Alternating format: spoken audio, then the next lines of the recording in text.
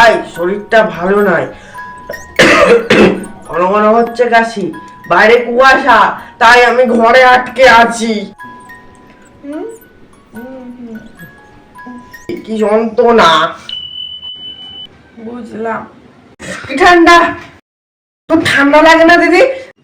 না, আমার তো জ্যাকেট প্যান্ট পরেও কি যে ঠান্ডা লাগছে, তোকে আর কি বলবো। ঘুম থেকে উঠেছিস একটু আগে, ঘরের কাজ সব গুছানো হয়ে গেছে, আর যে বাজারে যাওয়ার সে বাজারে চলে গেছে। তোরা বসে থাক। বাইরে যা ঠান্ডা কুয়াশা, তাতে বেরোনো যায় না। এই অজুহাতে তোরা বসে থাকতেই পারিস, তোর বাপি আর আমার বসে থাকা চলে না। ধুর বাবা, এই এক কথা জন্মান্তর ধরে শুনে গেলাম। তোমরাই সব কাজ করো, আমরা আর কিছু করি না। করিস না তো? কি করেছিস? আজকে কিছুতেই মাকে রাগানো যাবে না। কালকে পর্যন্ত কত রাত অবধি পড়লাম, তারপর কিছু কাজ ছিল সেগুলোও করলাম। রাত 3টের সময় ঘুমোতে গেছি। তোমাদের সারা শব্দ তখন কিছু ছিল না। রাত্রিবেলা তোকে কাজ করতে কে বলে? সারাদিন হেলায় ফেলায় কাটিয়ে রাত 10টার পরে তোর কাজের কথা মনে পড়ে। আর কাজই বা কি? কাজ করছি বলে সারাক্ষণ ফোনে কুটকুট করিস। মা, তুমি বুঝবে না, তোমাকে বোঝাতেও চাই না আমি। বাদ দাও এসব।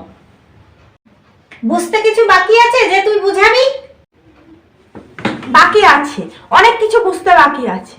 সকালে উঠে তোমার সাথে হাতে হাতে ঘরের কাজ করি, তারপর কলেজে যাই, কলেজ থেকে 4টের সময় আসি, একটু খাওয়া দাওয়া করে একটু ফোন ঘাঁটতে ঘাঁটতেই সন্ধ্যা হয়ে যায়।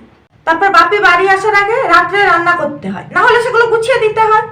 তারপর তোমরা খাওয়া দাওয়া করে শুয়ে পড়ো, আর আমি রাত্রে কাজ করি। এর মাঝে কেরিয়ার করতে পারছি না। ইনকাম করার কোনো চেষ্টা নেই, অন্য টপিক নিয়ে কথা বলতে বলতে খোঁটা শুনিয়ে দেওয়া, বান্ধবীরা বিয়ে করে নিল, তোকেও একটা ভালো ছেলে দেখে বিয়ে করতে হবে, এইসব প্রেশার তো আলাদাই। তোমাদের মনে হয় ভোরবেলা উঠে কাজ করলেই সেটা পরিশ্রম, শারীরিক খাটনিটাই পরিশ্রম। রাত্রে কাজ করা বা পড়া সেটা পরিশ্রম না, কারণ সেটা তো তোমাদের চোখের অলক্ষ্যে হচ্ছে, তাহলেই ফাঁকি দিচ্ছি, তাই না? মুখে মুখে তর্ক করতে তো ভালোই শিখেছিস। আমি তোর থেকে ছোটবেলায় ইনকাম করতে শিখেছি, হাতের কাজ শিখেছি, তাও তোর মতো বাবা মায়ের মুখে মুখে ওরকম কথা বলতে পারতাম না, সাহসই পেতাম না। অথচ তুই দাঁড়া, তোর এই তর্ক করা আমি বন্ধ করছি। কিভাবে বন্ধ করতে হয়? ফোনটা কোথায় রে?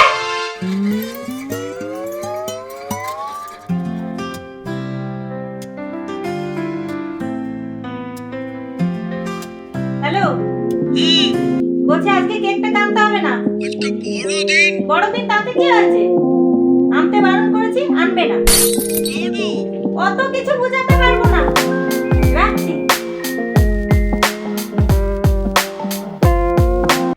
দের ফালতু পাকামো করতে গেলাম।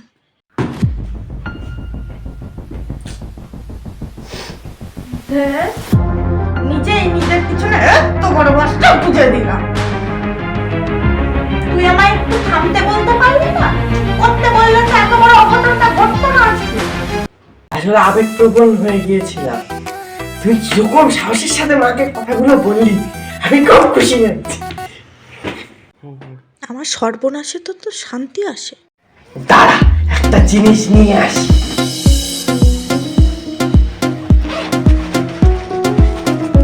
এই নে, কালকে স্কুলে টিফিনে নিয়ে যেতাম, এখন পরিস্থিতি জটিল হওয়ার কারণে তোকে দিচ্ছি। এখন বড়দিনে এটাই খা, পরে যখন বড় হয়ে অনেক টাকা ইনকাম করতে পারবি, তখন এত বড় কেক কিনে খাস।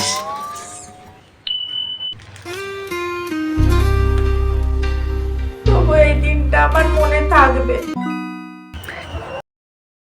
হ্যালো গাইস, তোমাদের ভিডিওটা কেমন লেগেছে? আশা করি অনেক অনেক ভালো লেগেছে।